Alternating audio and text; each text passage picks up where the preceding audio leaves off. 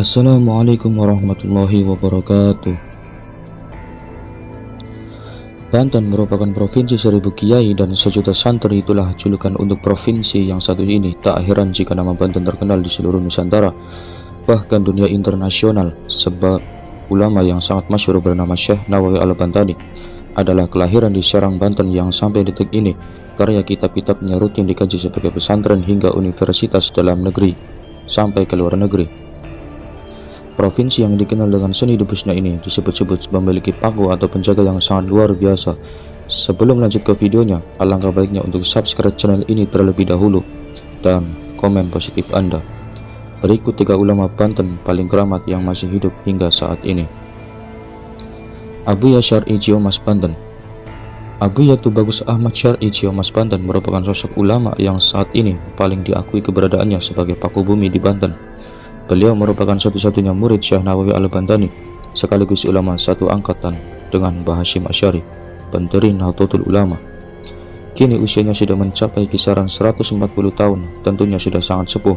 Ulama yang satu ini sangat jarang dikenal oleh orang umum di Nusantara, tak jarang di Banten sendiri, dikarenakan memang beliau jarang keluar terlihat publik. Kesehariannya hanya berdiam di rumah dan menerima tamu yang datang ke rumah. Banyak tamu yang datang sekedar meminta doa dan barokah dari beliau.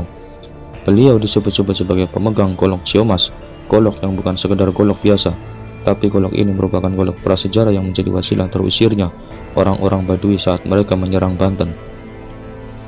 Abuya Muhtadi Cidahu, Pandeglang, Banten merupakan salah satu ulama yang diakui sebagai pakunya tanah Banten, seorang ulama yang terdaftar dalam jajaran Mustasyar, pengurus besar Nahdlatul Ulama. Beliau adalah seorang putra dari Abuya Dimyati Cidahu, Pandeglang. Ayahnya merupakan seorang waliullah yang sangat masyhur tak hanya di Nusantara namun juga dunia internasional.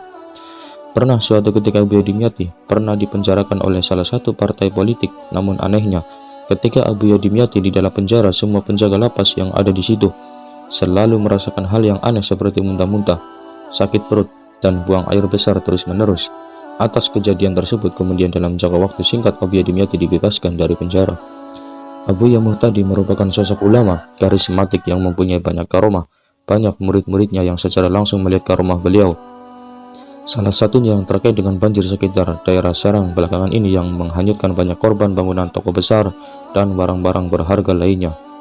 Sebelum terjadi banjir besar di Serang, malam harinya Abuya Muhtadi melakukan ritual zikir yang cukup lama. Setelah usai dikira beliau keluar, lalu berkata pada orang-orang yang berada di situ, "Banten sudah tidak dapat tahan lagi oleh saya."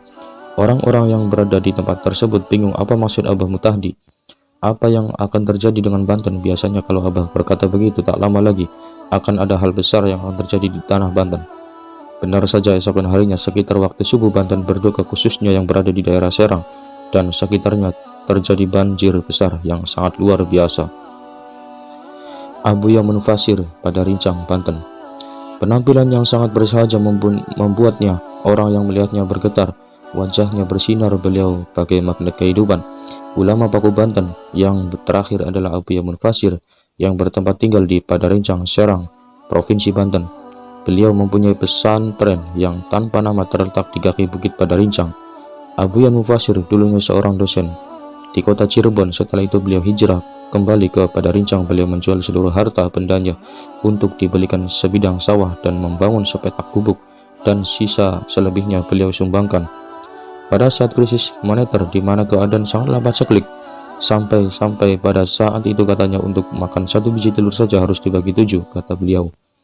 Abuya Munfasir hanya menerima santri laki-laki yang jumlahnya maksimal 40 orang saja, akan tetapi belum pernah santrinya mencapai angka 40 orang. Abuya menerapkan beberapa syarat untuk dapat mondok dan menuntut ilmu di tempatnya, salah satu dengan tidak diperbolehkannya membawa apapun, hanya baju yang melekat di badan saja yang diperbolehkan untuk dibawa ke pondok beliau. Selain dites agar sanggup berpuasa selama 40 hari, sambil berbuka dan sahurnya hanya dengan 3 teguk air saja, tidak lebih. Setelah melewati cara pengetesan ini, Abuya mengharuskan santri untuk berpuasa dengan umbi-umbian yang tidak diperbolehkan untuk dimasak atau terkena api. Pada tarif ini, santri harus mengiringi puasanya dengan membaca Al-Quran 10 juz per harinya. Ketika semua sudah dilewati, sampailah ketika pada syarat yang bisa dibilang sangat tinggi, yang diberikan oleh Buya, yaitu harus puasa mutih, berpuasa dengan hanya nasi putih dan garam saja, dan berpuasa dari segala omongan atau tidak berbicara. Jadi jangan heran ketika berkunjung ke tempat beliau akan menemukan santri-santri beliau yang tidak mengeluarkan sepatah kata sedikit pun. Syarat-syarat yang diberikan beliau memang terlihat sangat berat, tapi beliau punya manhaj sendiri untuk menjadikan santri-santri yang memiliki hati yang bersih, salah satunya melalui jalan tasawuf. Sekian pembahasan kami mengenai 3 ulama Paku Banten yang sampai hidup sampai sekarang. Dan terima kasih telah mengunjungi channel kami. Dan semoga kita mendapatkan barokah dari kekasih-kekasih Allah Subhanahu wa taala.